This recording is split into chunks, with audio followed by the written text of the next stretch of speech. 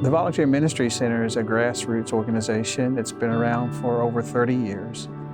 We are charged by our board of directors with a very direct but yet a bodacious mission statement, that is to end and prevent homelessness in the Knox County area. Homelessness can be ended, and we're demonstrating that day in and day out.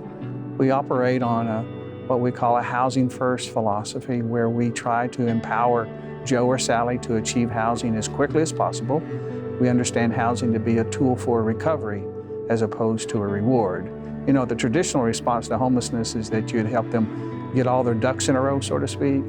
But with Housing First, housing is the very first thing on the social service plan, and then you wrap around coordinated services. And since we've started our Housing First philosophy in 2007, nearly 1,000 people have overcome the experience of homelessness. But that's not the true benchmark of success. It's the ability to sustain housing. And 93 to 94% of those individuals will sustain housing for a year or longer.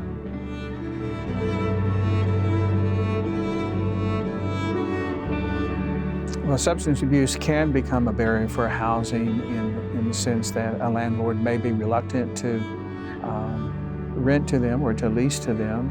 But the way in which we overcome that is that if it's a landlord or whatever, then we actually have a conversation with them and say that we have a case manager assigned, and that case manager can really intervene at some point or have a conversation with the landlord that may help overcome that barrier. There's one thing for sure, that for anyone who has an addiction disorder, struggling with addiction, that a permanent place to live is so vital to that recovery process.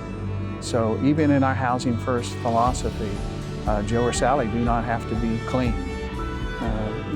We understand that that safe environment can become the catalyst for change in one's life. Of course, it means more than housing. It means services that can help deal with that addiction. But that housing is indeed a health component for anyone who is struggling with addiction. You feel like you're a human again. You feel like they don't talk down to you. They don't talk to you like an adult talking to a child, you know.